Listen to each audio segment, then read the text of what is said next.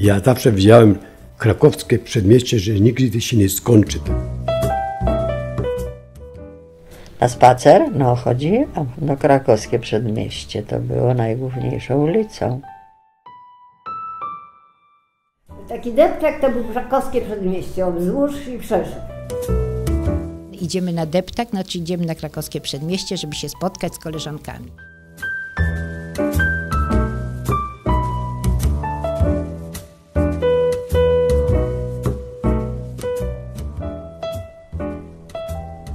W każdym mieście przedwojennym to ludzie po mszy świętej wychodzili na ulicę i paradowali, ubierali się w najlepsze stroje i chodzili krakowskim przedmieściem tam i z powrotem, witając się nawzajem i pozdrawiając. Na spacer? No, chodziłam. No, krakowskie przedmieście to było najgłówniejszą ulicą. No i spacerować się chodziło. Tam na spacery do Ogrodu Saskiego się chodziło, także elegancja chodziła po mieście, reprezentowała się, nie powiem. Bardzo dużo było drzew. Nie było żadnych tych kwietników, tylko właśnie były drzewa. Był taki tutaj jakiś taki pawilon bliżej 3 maja. Wiem, że tam bawiłyśmy się w takie ganianki dookoła tego. Autobusy kursowały i po krakowskim, ale mało się korzystało z tych autobusów. Moi bracia, którzy mieszkali na Bernardyńskiej, chodzili do gimnazjum Staszyca, chodzili zawsze pieszo. Stale tym krakowskim się chodziło. Wtedy były tylko autobusy, właściwie całą piechotą. Autobusy jeździły rzadko. Właściwie można było na palcach jednej ręki policzyć, kto miał samochód. To większość korzystała właśnie z dorożek konnych. Często jeździłam z matką dorożką. Matka jeździła właśnie po zakupy. Tam na Rogu Kapucyńskiej i krakowskiego przedmieścia był bardzo dobry sklep kolonialny, gdzie można było dostać doskonałą kawę, herbatę. Właściwie wszystko sprowadzane z zagranicy.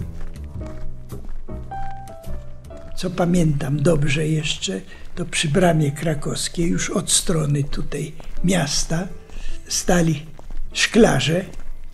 Mieli takie drewniane skrzynie, szyby tam przycięte. Kto ich angażował, to szli do domu od razu na miejscu. W domu oprawiali okna, wstawiali szyby w okna, kitowali, no i brali pieniądze. Także obsługa była na miejscu, w domach. Przy nich stali zawsze tragarze w takich drelichowych kurtkach, pamiętam ich, w wysokich, długich butach z cholewami, jarmułki żydowskie i przepasani byli takimi grubymi sznurami.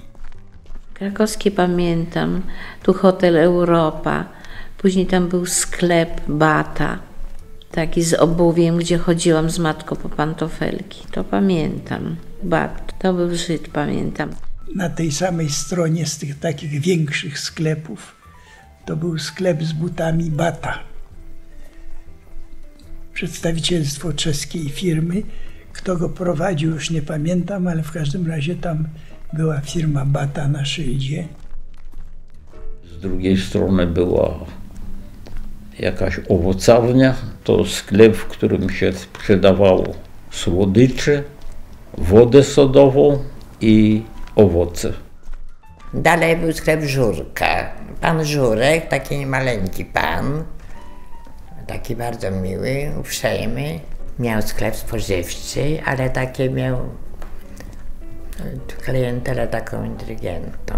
Tak panie Żurek, wszyscy tak do niego, tak grzecznie, on tak, bo tak jak ktoś przyszedł taki biedny, to on trochę tak wyróżniał, on tak nie lubił takich biednych, nie. Tym drugim takim charakterystycznym miejscem to byli posłańcy w takich czerwonych czapkach. Oni siedzieli znowuż przed hotelem Europa. Mieli takie specjalne stołeczki zawsze. Siedzieli na tych stołeczkach, no i czekali na zlecenia, kto ich gdzie wysłał z listem, czy z paczką, czy z kwiatami.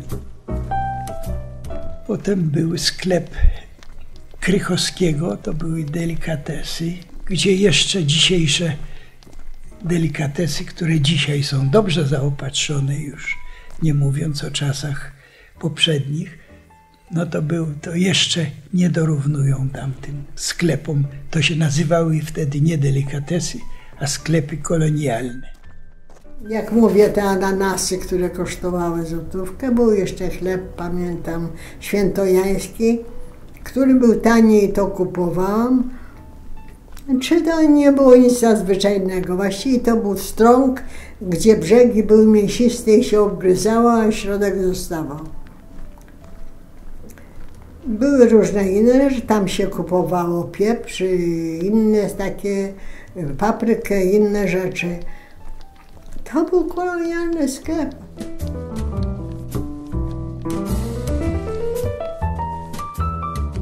Był duży sklep Frambolego.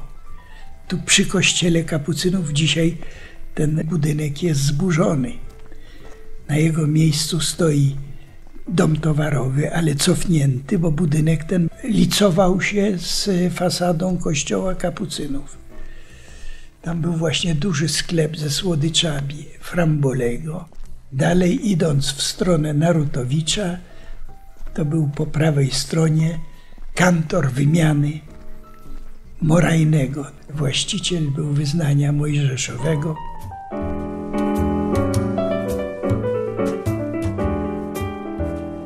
Później była tylko kawiarnia po prawej stronie, właśnie idąc do Ogrodu Saskiego, naprzeciw prawie koło kapucyńskie na rogu Staszyca.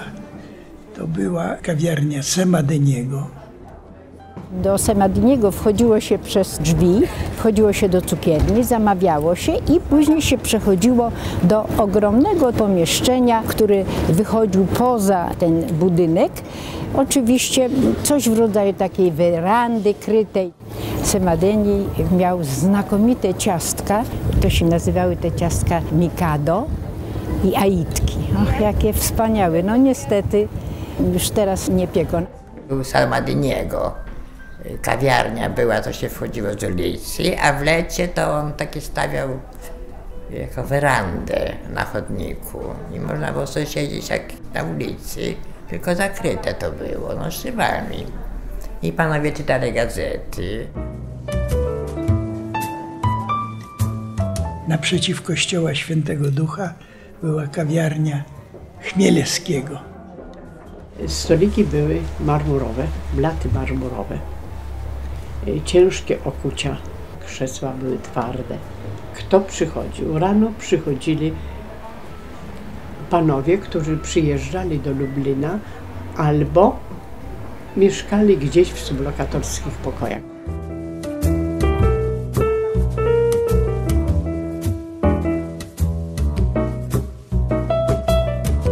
Dalej Plac Litewski i po lewej stronie na rogu Kołłątaja i Krakowskiego kawiarnia Rutkowskiego, która była później zajęta przez Niemców, a za nią mieściła się restauracja i sklep kolonialny, chyba największy w Lublinie, Radzymińskiego. Restauracja wysokiej klasy, gdzie przeważnie bywało tam ziemiaństwo z Lubelszczyzny i z Lublina, no i lubelscy notable. Jeśli chodzi o krakowskie, to ta publiczność, ta jak gdyby ta ulica była też bardzo różnorodna. Lublin to było takie miasto, gdzie przyjeżdżali zamożni ziemianie, gdzie było sporo wojskowości. Poza tym były takie te hotele, które były bardzo jednak ekskluzywne, one były i bardzo kosztowne, ale zawsze tam byli jacyś przybysze z prowincji, którzy właśnie ze swoich majątków przyjeżdżali tu po zakupy do Lublina.